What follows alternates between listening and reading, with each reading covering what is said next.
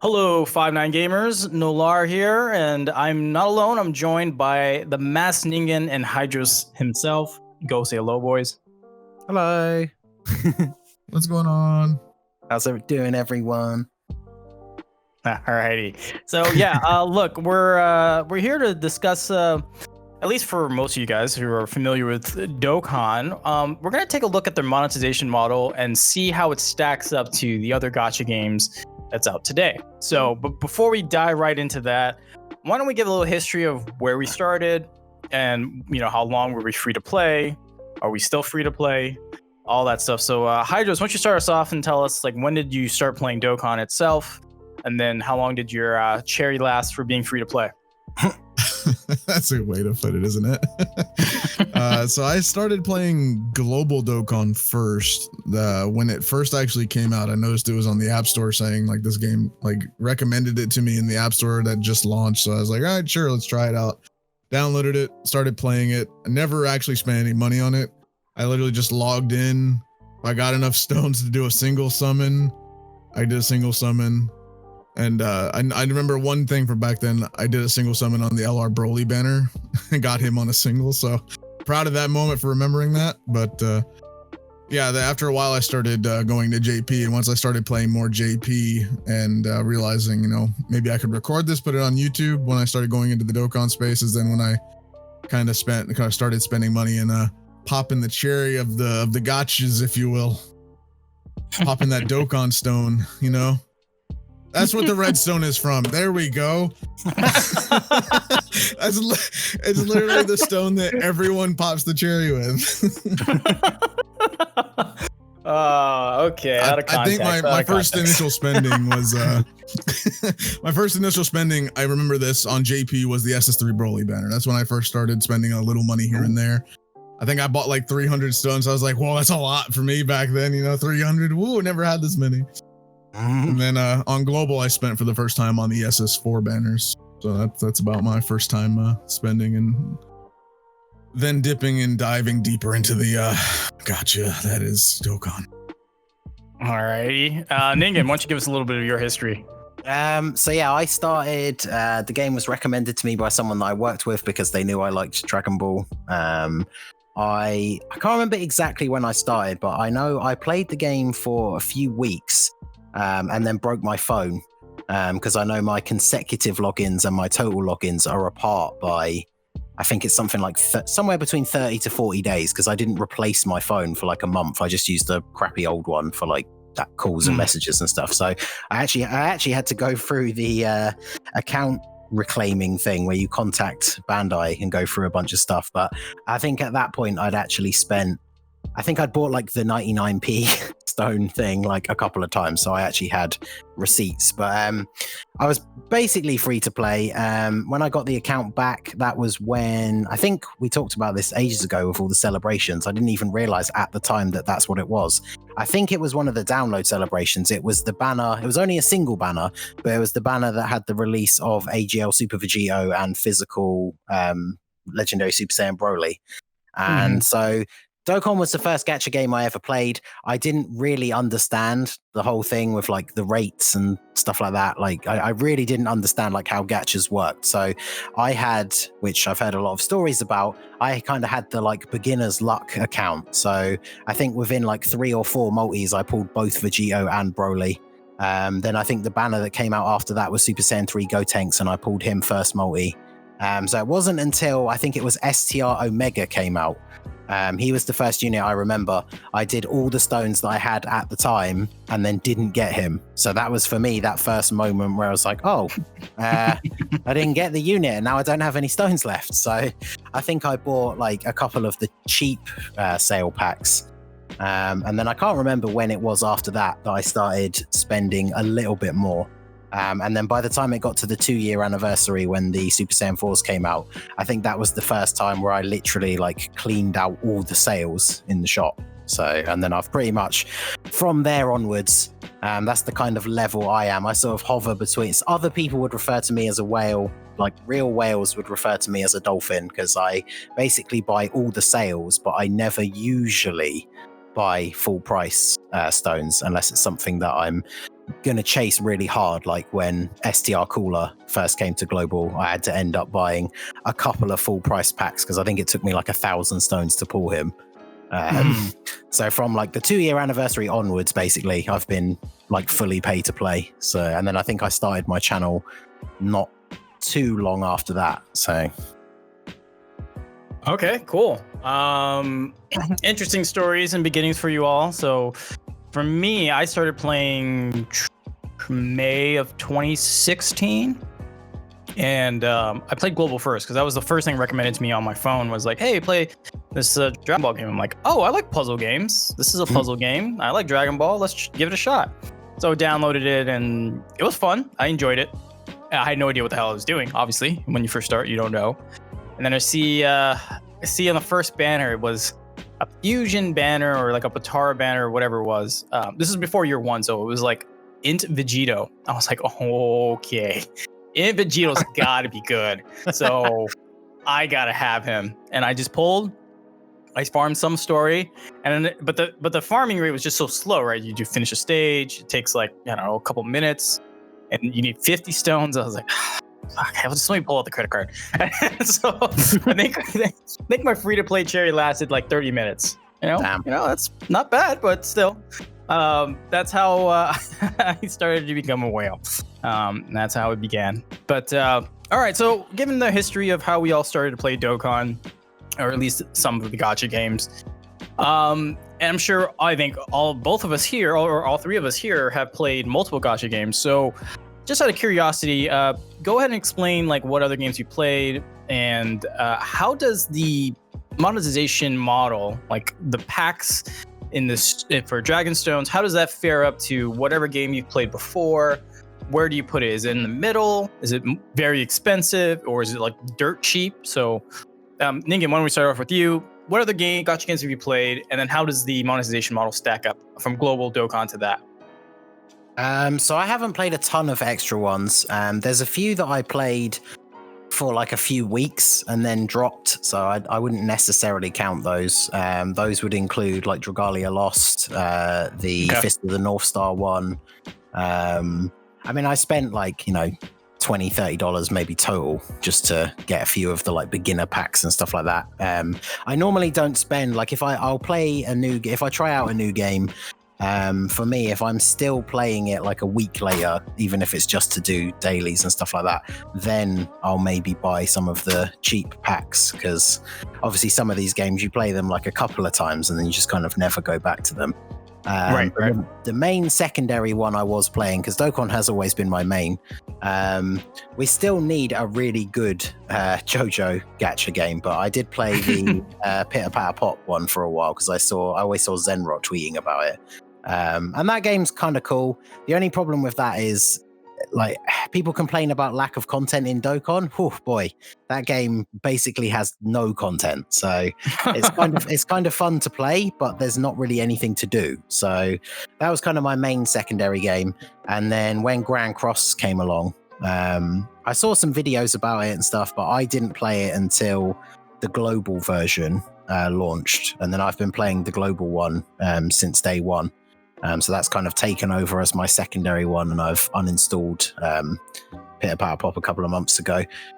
So Pitter Patter Pop, the monetization was pretty bad. Obviously, it's a JP only game, so Google Play kind of exchanges the rate like for you because it's all in yen. Mm-hmm. But the monetization for that wasn't great. It was fairly expensive, if I remember rightly. And then Grand Cross is kind of interesting to compare Grand Cross to Dokkan, because there's a lot of crossover. Like a lot of people who follow me or that I see like commenting and tweeting and stuff play both, and it works both ways, because I feel like the monetization for Grand Cross is better in the sense that it's cheaper to buy the gems like per multi-summon, like, but the rates are a lot lower. So right. It's kind of like two sides of the same sort of balance. It's cheaper to buy the stones, but then potentially you're going to use more stones to get the thing that you want. So, because I think Dokkan probably is on the higher end cost-wise out of all the ones that I've played. But obviously, like I say, the rates are certainly a lot better than things like Grand Cross. So, mm-hmm. But yeah, I haven't played anywhere near as many as you guys, so I'm sure you have probably a little bit more things to compare to. So, All right, Hydros. The other gacha that I started playing after Dokkan was probably obvious. It was Legends. That was probably the next game that I picked up as well that I started spending a little on. And Legends, in comparison to Dokkan, had pretty good sales. Like it was like they have $7.99 packs for a multi summon, and Dokkan you can get a multi for like $30, and it's like, well, shoot, let me just spend $10 real quick. Let me just spend $8 and get a multi. And you know, Legends has really good sales, and you know, I've kind of dropped off Legends at this point because content, kind of following Dokkan a bit and some other decisions. But yeah, Legends' business model, I think, had a lot better sales than Dokkan did, because I mean, Dokkan had decent sales. I wouldn't say they're bad, but they're still pretty pricey. Like $50 for 90 stones. Like, where's the extra 10? Just give me the 10. Just give me 100. Like, please. But obviously, they want you to spend the money to get that extra 10. So you know, it's where they get you. So and then when Grand Cross came out, I did play the JP version. I never spent anything, but I kind of dropped off the JP, waited for the global version, picked up the global version, and yeah, Grand Cross, it's a trade-off. You have better sales but lower rates. So that's where they get you with that. But they have, in terms of global anyway, they've had decent step-up banners, which guarantees the unit. So that's kind of a little bit of a better thing when you have the step-up banners. Then you also have like their BOGOs, so they're buy one get ones. So you can buy them and then buy out. If I buy out all the BOGOs, I can literally just finish up the step-up, and that'll be it. That's all I need is the one unit. And then in Grand Cross, costumes get me, man. Costumes get me more than anything. So I literally get all the costumes in that game. That's where they get me. I've played Bleach Brave Souls. I think I bought maybe like a couple like cheap sales packs and that just to get a multi out of it. And that was pretty much it. I didn't really spend too much in Bleach Brave Souls, and I kind of dropped off of that, and I log in every once in a while. And in terms of another one, I played Masters. I started that when I started spending when Red came out. I bought a few sales packs for that game. Masters, in terms of sales, was okay. I feel like they could be better, and I'd rather spend the money in Dokkan in comparison, to be honest. Yeah. And obviously, there's a new MHA Gacha game that I'm really excited for, so hopefully they have good sales, and I would love to see what they offer in terms of packs and sales and stuff like that in comparison to Dokkan as well. Hopefully it's not worse than Dokkan's. Yeah. But their rates are pretty good, so I kind of expect, in the same way Dokkan does theirs, they have decent rates, but packs are a little bit more expensive. So I'm kind of already expecting that. So that's pretty much where I'm standing at in terms of other gachas. I did play Naruto Blazing. I spent a little bit on that, then I lost my account because Nox decided to be stupid. Yeah. All right. So, you guys have some pretty good history with gachas and their monetization models. For me, as you guys know, I play a ton of them. So I have a pretty unique perspective in seeing how Dokkan, how they charge for their premium currency versus other games. Like, look, it's easy to say that not even getting two multis for like almost $45-50 is pretty trash, right? But to counteract that, it's just the rates are pretty good, right? You got 5% featured rates, 5% unfeatured. That's 10% total. Grand Cross, I think, is 3% for an SSR, right? And 3% is actually the standard percentage rate for pulling an SSR or a high-end character for a lot of games. It's like Dokkan is kind of an anomaly in the sense that it's 5 to 10% for that. But to make that balance, because you can pull more for your stones, they charge more for your stones. The thing is, the problem is, this was the same case year one of the game till now. Like now we have guaranteed SSRs in Dokkan, so you're at least getting an SSR. But back then, like year 3, year 2, like you weren't guaranteed an SR. There was a thing called dead multis, and for you guys who don't know, dead multis were 9 Rs and an SR, because at least with a multi you're guaranteed an SR. So Yeah, it I it's remember those dark times. Yeah. I think my Yeah, worst no, story I- from that is the release of the LR Bojack banner on Global. I think I did 18 multis and I got 9 SSRs.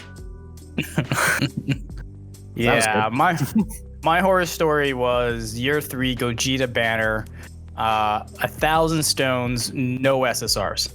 Oof. Mine Yeah. happened to be the SS4 Goku, the original STR Year 2 SS4 Goku. Like 20 multis. Didn't get him. Yep. And this was on Global before I started heavily spending on JP. But in terms of that, I went like 20 multis and like half of those were like all R's and 1 or 2 SRs. I'm like, how is this real? Yeah. So I know it makes it sound pretty old, but like appreciate your GSSR, guys. Even though it's some trash card you'll never use, or well, nowadays they might get an easy A and become like amazing. So don't throw anything away. But even if it's just a SSR you don't have any intention to use now, at least it's an SSR. I'll just say that. All right. So, okay. So just to show you guys, if I were gonna rate Dokkan, I put it like on the expensive side, maybe like an 8 out of 10. Like it is one of the more expensive games out there, gacha games. I'm not gonna lie, but conversely, you got to remember like these other games that have a lot of like they spew out a ton of premium currency. Usually, if they do that, it's because the rates are pretty bad, or not gonna say bad, but just not as good as Dokkan's. They're like 3%, 2% rates. Or if you're fake Grand Order and a Masochist, 1%. Like, yeah. All right. So just to explain that, let me talk about one technical term. It's called anchor pricing. Now, whenever a game comes out, like when it first comes out, you look at the prices and most of us just go, what the hell is this? This is so expensive. There's no point of anyone buying this. And they intentionally do that because they do their market research. They know that, you know, for the majority of gacha games and mobile games, 90% of the revenue comes from 10% of the player base, which is the whales. So they just like, where can we push the whales at a point where they're okay to purchase this, and they will make up, you know, majority of our revenue? Well, of course, the dolphins are free to play. We're just gonna be like, no way, I'm never gonna pay that price. That's so stupid. It's too expensive, right? What that is that initial pricing, we call it anchor pricing. And the reason that's there is to ingrain into you the valuation of what it's worth, of what the premium currency is worth. So 91 Dragonstones on Global for US players is $45 USD. And you're like, that's expensive. For $45, I can't even get 2 multis, right? You know, for Goresh and people like myself, we're just like, whatever. It's all the same to me. We're willing to pay that. But for 90% of the player base, they won't even touch that.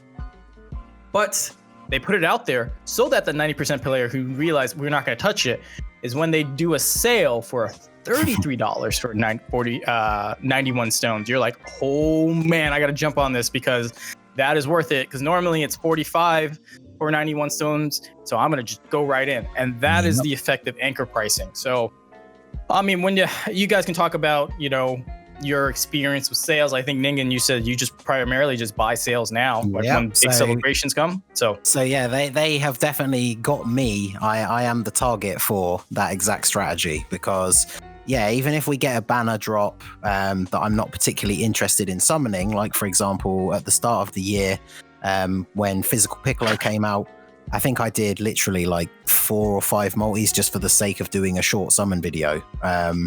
But even if I'm going to skip a banner almost completely, I will still buy all the sales and then save them over ready for the next one. Because, yeah, like I said before, I don't like to buy the full price ones. So, yeah, I fit perfectly into that target for them. As soon as they drop sales, even if I don't want to use the stones straight away, I will pick all of them up.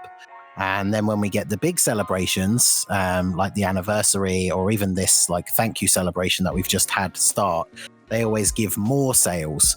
So again, even if I'm not going to use all of them in that celebration, it's cheaper to buy all of those sales than later on have to buy maybe some full price ones at a later date or something. And then obviously, because they add so many during the big celebrations, it's still actually not cheap. Because I think picking up all of the sale packs from this thank you celebration, it was still somewhere around $350, I think, for buying everything, including like the Pilaf Trove stuff as well. So it's still not actually cheap, but in your mind, like you said, because of the fact that they've set the bar of what the normal price should be, in your head, you're like, oh, well, at least I've saved a little bit of money by just buying them all when they were on sale. So, yeah, they definitely got me locked in with that strategy. Hydros, what about yourself? Generally, I try to go for the sales. I usually try to go until I at least pull the unit and then I stop. But if it's the case of something like a unit that I like, if it's a character I really like I love Gogeta.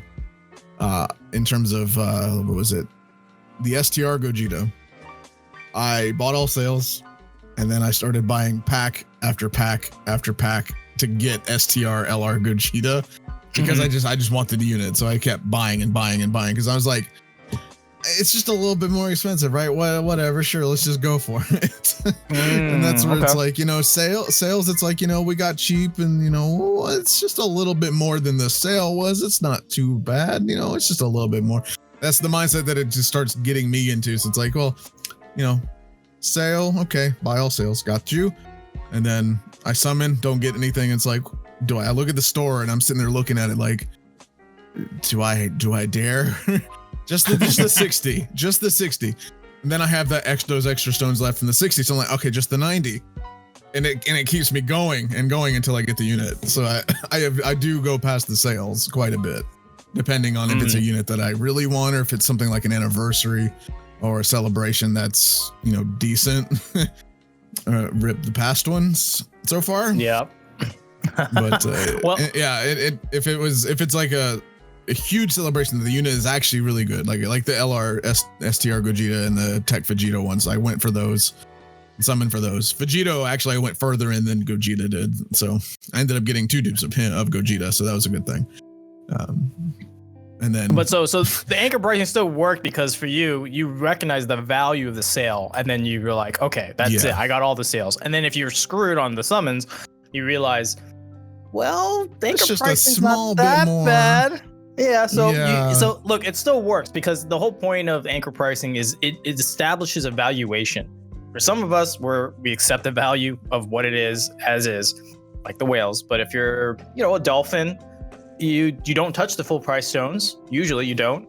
You go for the sales, like Ningen, right? You just go for the sales, and then that's it. And then if you're super desperate and to just get shafted, then you just become like Hydros and you just keep going. So I'm glad that's what I am. Thanks. It's great. So, all right, look, so far we've only talked about premium currency. So for Dokkan, it's dragon stones, crystals it's generally crystals or some gem thing in a lot of games. This is what they call it. So we've only been talking about that in terms of monetization, but this is where JP and Global differ on Dokkan, is that JP only monetizes dragon stones. They do not touch or have any consensus of having Pilaf's Trove. So in Pilaf's Trove, if you go through it, it kind of has everything. It's got, training items, like awakening medals, like things you can farm in the game. And this is where, this is more of the expedition side of things, where it's like, I'm a little lazy. I don't want to farm that much, or I'm not capable of farming that much. So I'm just going to spend $10 here and grab those extra medals to get me up there, or orbs or skill equipment or whatever the case may be. So my first question is, when did Pilaf's Trove come to Global? Do you guys remember? I want to say it was like after year 2. Yeah, I don't actually remember.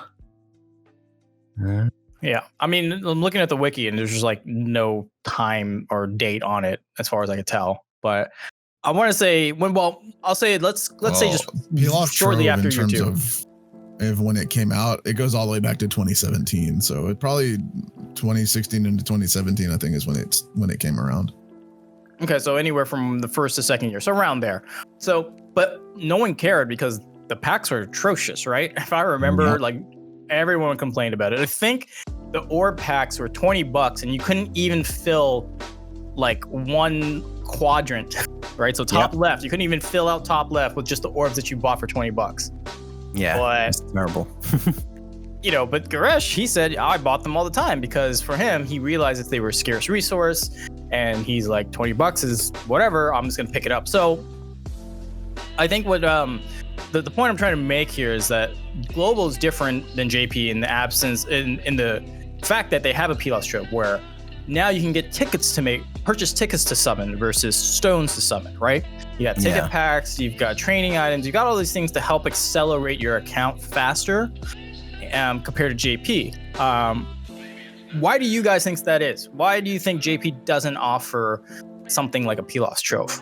I have an idea, but I want to hear your thoughts. So Hydros, start us off. I always thought it had something to do with the gacha law in Japan. I don't know if it's something like that or if it's something completely different. That's what I originally thought and what I originally thought people like said about it, at least as far as I can remember. I could be misremembering entirely. But that's what I thought everyone was talking about when Pilaf shows first came to Global, is that, they can do this on Global because, it's a lot different in other countries versus just doing it in Japan. Because I remember that being specifically the case back then, but I don't know if that's necessarily the case now or if it ever was, or if that people were just saying it to say it really without trying to do research on it. That's generally what I remember. That's what I remember everyone saying. Yeah, I remember it being that way as well. The only thing I'd heard about it was people saying that they couldn't do it for whatever reason because of Japan's like gacha laws or gambling laws or whatever.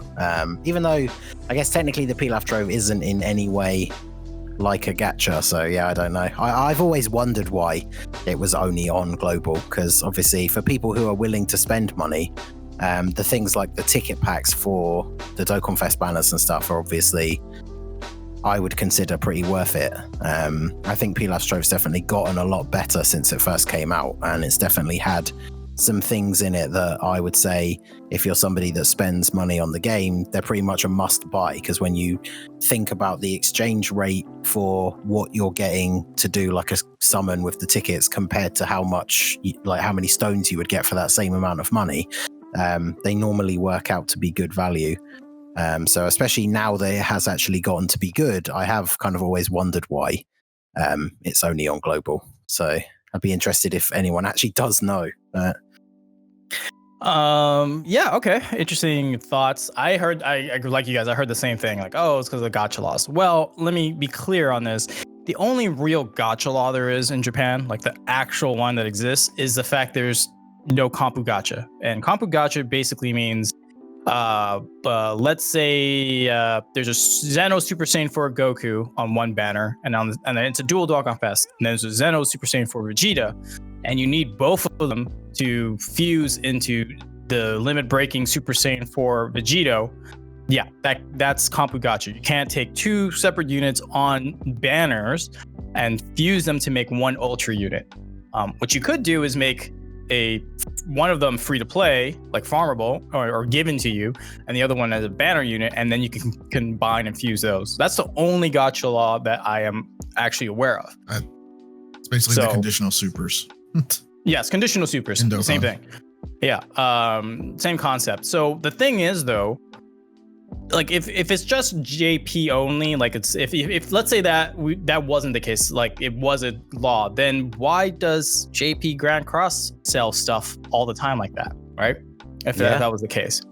So it can't be the law, and I know it's not the law. So in my mind, and this is going to lead into our next point, it's basically Bandai and Akatsuki, they're Japanese companies, and as far as I'm aware of, there's like and from all the gacha games from Japanese companies, they don't like to monetize the items in the game, kind of like how the Western world does, where you could buy spend $2 to just level your levels or like awaken your stuff and blah blah blah blah. And they don't like that. They're like, grind it yourself, do it in the game. We don't want to, like, the only thing we want to make money off of you is through the premium currency. It's kind of like a cultural thing, I guess is the best way to describe it. Netmarble, who makes Future Fight, King of Fighters, Grand Cross is the biggest one they have right now. They're a Korean company. So they, as like I play a ton of Korean gachas, they love grinding. Like they want you to grind 24/7. And for our Grand Cross players, King's Raid, any of those companies that Korean companies, you could literally put the game on 24/7 on your phone, or for more than likely on your emulator on your PC, and let it play and grind stuff all overnight. You know, they have that expectation of you to keep playing consistently all the time. It's your main game. That's the gaming culture in Korea. And they just expanded that to the JP version of Grand Cross and the global version of Grand Cross. So that's how they do that. And in their eyes, they see, because they force you to grind so much, or to be an optimal competitive player, you have to grind a lot. Some people can't do that, so they give you the shortcut of monetizing that. Like, oh, you don't want to like get all the medals to awaken your Elizabeth to 6-star? You could just pay $24 to get her there, you know? Or hey, you need more stamp pots to farm overnight? You know, here's a daily login that you pay $5 and you get like 60 stamp pots or whatever it is. So to me, the reason why JP doesn't do it, it's just because the JP team in Japan has this whole like viewpoint of their culture. They only JP players are going to play this, so we're going to respect them. While the global team, they are still in Japan, but they're a global team analyzing it for the global market. And if you look at the Western side of gachas, we're talking like Call of Duty, all that stuff. They monetize every little thing that they can get. And so they're like, we can just follow something similar in that regard and make more revenue. Because obviously their companies, their number one goal is to get as much money out of you as possible, right? Irrespective of either version, right? Yep. So if they like, oh, we could put this ticket thing in and people would buy that in addition to buying stones, we'll take it. You know what I mean? So I just think that's probably why. I might be wrong. I might be completely wrong. But having the history that I have playing different gachas and understanding the viewpoints of different companies and the developers and publishers, this is kind of where I've landed. Like Chinese gachas, the Chinese developers, they will microtransaction everything. Oh, you want to go to the next stage? Here's $1, please. Like that's basically what it is. So yeah, that's how I see the Chinese, Korean, and Japanese developers kind of operated within their own culture space. And for JP, they don't like to monetize, as far as I could tell, anything that's not like the premium currency. So, alrighty. Yeah, one last thing we could say, because I just mentioned all of that, how as like taking a look at Netmarble, other Western markets, Chinese developers, how else could they monetize JP Dokkan in a fair way?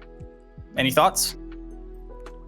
The subscriptions that Global has, they could literally do the subscription like for stones per day, like how Legends has also the bot that kind of runs and gives you stones per day as well. Okay, that's Bandai technically at the end of the day, right? So yeah, I think the subscription should still be there. Yeah, the subscription thing is by far, I think, the best thing they've added to Dokkan. It is if you're somebody who doesn't even want to spend like a lot of money, but like $5 a month or whatever the cheapest one is enough, is as much as you're willing to spend on the game, then that is absolutely what you should be getting. But yeah, in terms of JP, yeah, I don't know. It's weird because there's those other games, because they have so many different things to grind, like you were saying, like Grand Cross, like grinding things up to 6-star and stuff. I guess for some of us, I forget what it's like to be a newer player, but like it's not like I ever need like awakening medals to awaken my unit to a UR, like like the Kais and the like Supreme Kai medals and all that stuff. So yeah, I don't know what there really is they could add as like extra monetization. I feel like the things that they've added to global, obviously, like we said, some of the Pilaf Trove stuff hasn't been so good, but some of it has. That seems like the perfect option. So it's, like I said before, it is still odd to me that that's not on JP. And I'm not sure what else they could really do, like what else they could add.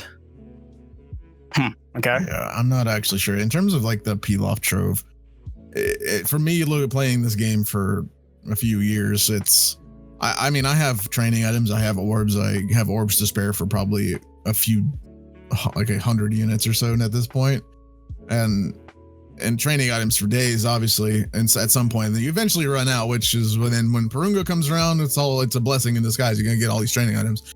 So in terms of like JP and stuff, I've never really had the need to buy these packs. I feel like those packs, especially like for training items, is really targeted to a lot of some of the newer people. It's like, hey, spend a few bucks, get some training items, get some summons out of it, get some stones, Kais, stuff like that. And obviously it's targeted towards other people too. And it's because they just, who wants to grind, just buy it here. Don't do it. But I think JP and just Dokkan overall is very giving when it comes to, especially now, and compared to the old events, like before they redid the potential, before they added that extra enemy that gives you extra orb drops. When they redid that, orbs became, you can get a lot of them at this point, just doing it every day. And then especially when they have it on celebrations where all of them are active at the same time, just orbs for days, really. And then training items, you have the training item stage, but then you can also get training items as you're doing, various events. So, it's really, in terms of JP, I don't see it's really necessary for them to have those kind of packs. Even on global, it's the same game, so I really don't even see it being a necessity on global, except if you're a new player and you just want to kind of skip ahead and skip some of that grinding right off the bat, or if you're just a whale and you just want the items to have them at that rate, or the tickets and stuff like that too. Because some of the tickets, at least for global, is really good. Like, I mean, JP never gets any of that, but global gets all this stuff, good for them. Can't imagine what that's like, man. We get step ups sort of rare occurrence. So, it's, I don't really think they really need to do anything monetization wise. Unless they just want to sell, like, maybe I like monetization to where it's not effective to where it like makes the character like more powerful or better or whatever, especially in a PvP type game. Like if I'm playing something like Fortnite, they monetize like, costumes and all that kind of stuff, but it doesn't give you any advantage in the game. Like if they made kind of like a $4 sticker, but the sticker was way more cooler looking than any of the basic crap we got now. Oh yeah, I'd buy that. Give me a cool sticker, give me all that kind of stuff. Give me like UI advancements, but this is Dokkan. They ain't gonna do that. So that's wishful thinking. But yeah, I would like something like that instead of like, because again, it's very easy to grind. It's not a super hard grind like it used to be. Right. Okay. Here's my thoughts. There's two things I can think of. When we talk about BOGOs, right? And for those who don't know, BOGO means buy one, get one free. So in a lot of gacha games, when you first start a game, the shop is a BOGO. So the $1, instead of like 100 stone or 100 like gems, you'll get 200 gems for the first time only. Once you buy the entire shop out, you no longer get a BOGO. You get whatever is the anchor pricing. So the BOGOs are nice. Netmarble, and I know this because I played Future Fight, Knights Chronicle, Grand Cross. I played a bunch of their games. They reset BOGOs every week. Now, imagine for Dokkan, if it was, hey, you can get 180 stones for $45 every week. I'm pretty sure a lot of people who were, I think even Ningen here would buy those every week, because those are technically a sale at that point, yeah, right? Exactly. It's like a sale because you're getting double for the same money. So yeah. So that's one thing I think they could do, which is have a BOGO. Now, I'm not saying every week. I mean, I obviously would like that, but what would be good is like every major celebration, do a BOGO on top of whatever sales they have, right? Or in addition to, I guess you should say. So like that would be an interesting way to make more money out of it, at least in my opinion, get more people enticing to spend. And I'm not advertising everyone like pull out their wallet to do it, but it's like if it's within your means to do it and you value the game and time you play, why not, right? So that's one thing. The second thing is interesting. Battle passes. So for those of you who aren't, I'm pretty sure most of you are aware, but those who aren't, battle passes are basically just like milestones and achievements that are done in the game. But there's two layers. There's a free option and then there's a paid option underneath, where for $25 for the battle pass, you get to level like 50 or whatever. Every like thing you do levels you up. You get extra rewards. Now, we kind of have that already, because every like good celebration, which we haven't had many recently on both Global and JP, but every really good celebration, they have those like missions, right? So basically the same concept is if you took those missions and made that into a battle pass for like that celebration, those 3 or 4 weeks, and you're like, hey, just complete all these missions and you'll get all these rewards, right? Oh, you get a Kai, you'll get some like Zenny statues or whatever. But what they could do to monetize it further, if they wanted to, was take those same missions and just add a spender option for like $15. You'll get extra rewards if you do, complete use 1,000 stamp or raise a super attack to 10 or 100% a unit. Like they could do that. Again, battle passes are somewhat controversial because people don't feel like it's a good thing for the game, but I think of it as, hey, they're achievements they're going to give you anyways, and if you just wanted to have some extra bonuses, you just pay for that, and that's just how it is. So I don't know, what are you guys' thoughts on those concepts of a BOGO on a regular basis, like every celebration, and maybe a battle pass every celebration? I think the battle pass thing's not the worst idea, because obviously, like I said earlier, my secondary game is Grand Cross, and they do every now and then a thing called the Hawk Pass, which is basically like a battle pass. And some of the stuff that they throw in is stuff that isn't super important, that you can just grind fairly easily. But again, just like I was saying with like the Pilaf Trove packs, when you work out the value of everything that's in it, because you do get some gems and I think you get some guaranteed SSR tickets and stuff along the way, it still works out better value than if you were to just buy gems. So something like that I think could be interesting for this, because obviously they could add, because one of the things I find with that Hawk Pass thing is sometimes it makes me do things in the game that I wouldn't bother to do otherwise, like certain missions or certain events that you don't need to play, I wouldn't bother to do.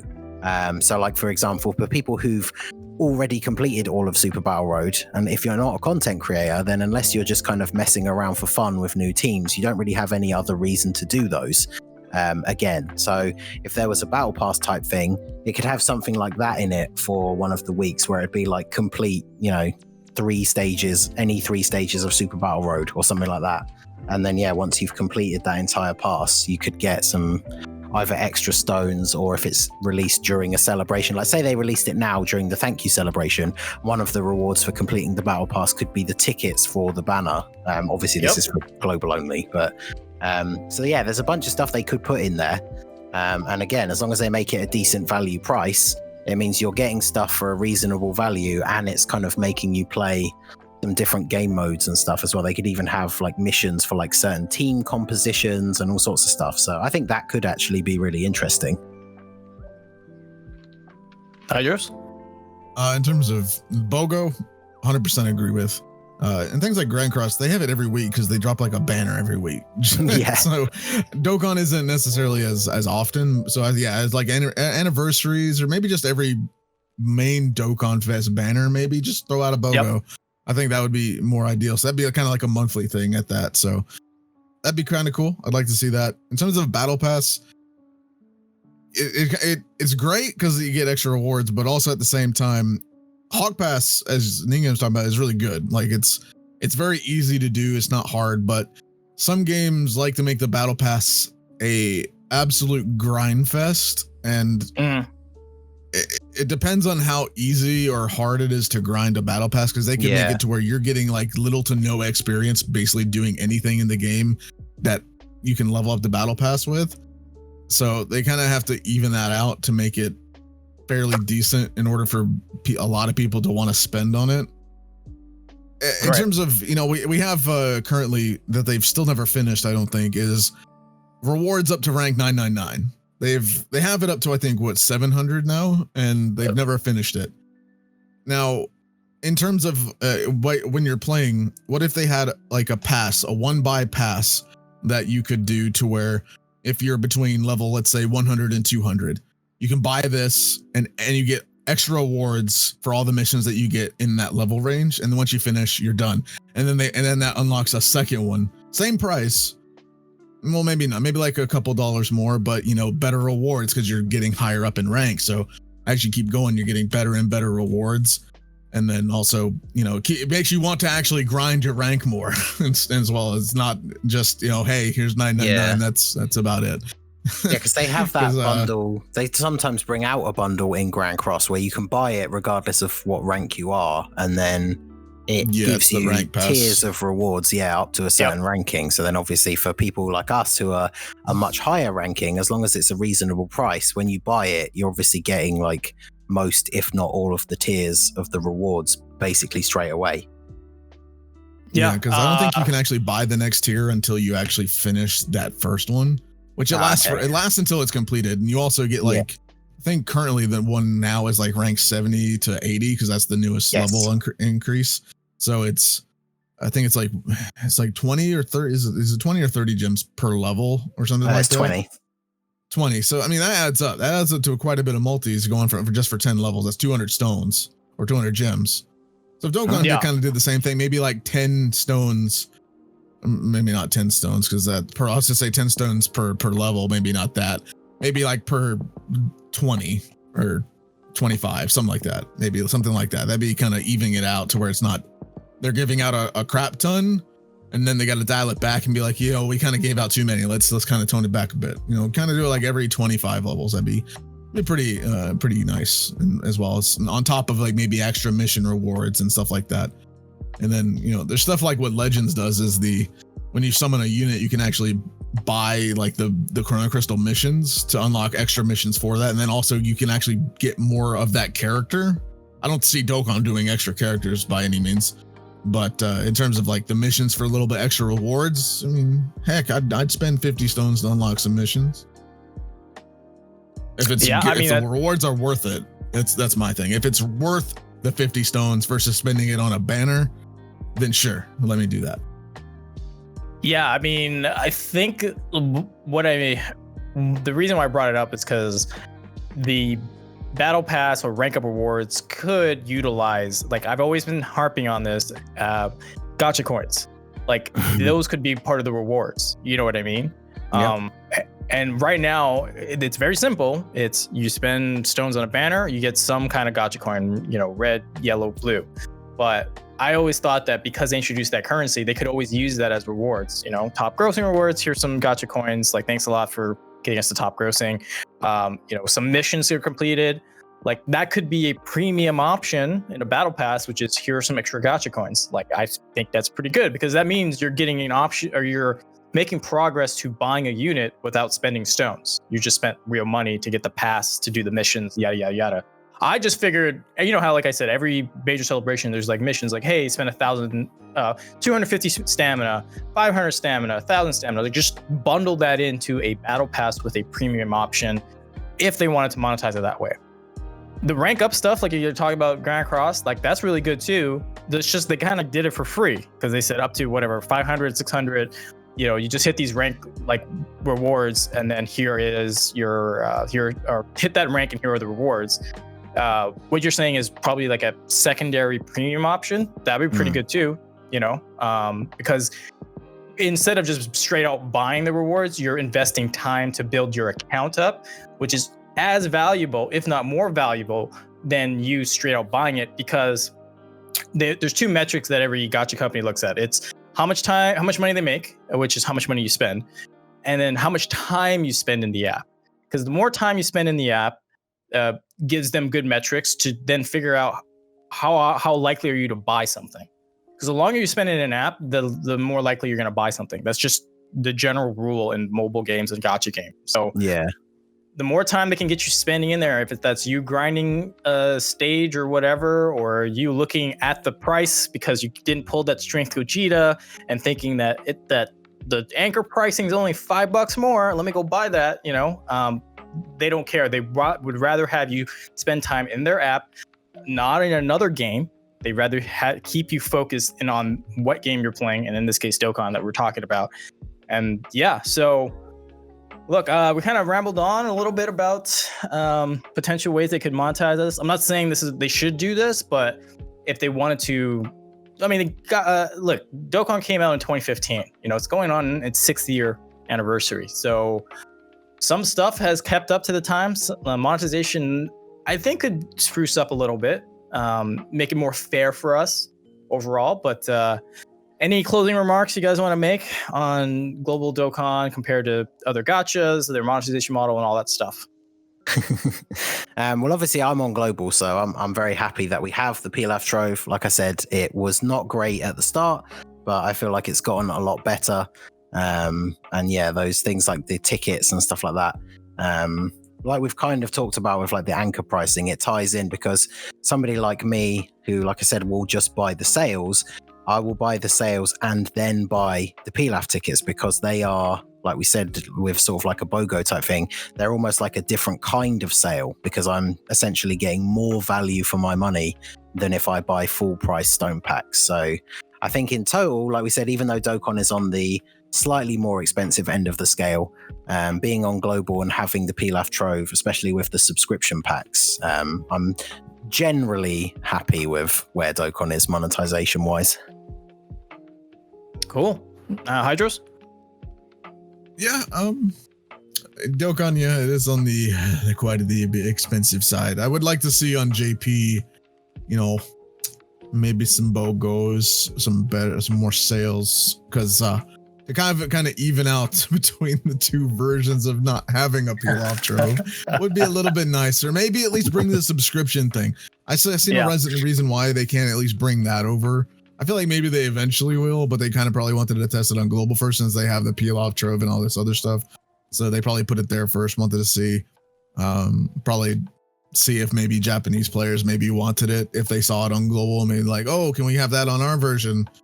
You know, I don't know if that was a yay or nay from that player base or not, but I feel like at least that would have been nice to just have it lets you log in. You get a little bit of extra stones each day for like $5-6, something like that, however much the subscription is, right? So, you know, it keeps people get a single a day pretty much. Hey, you know, it's a single, so you can get lucky. Sometimes you get shafted. And most of the time you get shafted. So, all right. Yeah. So from my end, look, I main JP. I play global every now and then. Actually, I haven't played it in like 3 weeks because I've been busy, but, yeah, I main JP. I would like to see again subs, some version of the Pilaf Trove, but again, like I said, I don't know. I feel like they culturally don't want to do that. That's just how it is. Maybe, but either way, I'd like to see more options. I throw my wallet at Bondi and Akatsuki all the time, so you know, just give me more is what I'm asking. So hey guys, let us know in the comments below. What do you think? What we said? Do you agree, disagree with anything we've mentioned? Were you struck like Ningen was with the anchor pricing and then just buy the sales as is? Or are you absolutely free to play no matter what they do? Like if it's $1 they give you a multi-summon, would you not spend that? I mean, I imagine people would, but I don't know. Okay, so in any case, guys, let us know in the comments down below. If you liked the video, hit that like button. Follow us on all of our social media, Twitter, Twitch, here on YouTube if you haven't hit that subscribe button, Facebook, everywhere that you could think of where Fine9 Gaming will be, we are there. And yeah, on behalf of myself, Ningen, and Hydros, thanks a lot, and we're out. Peace.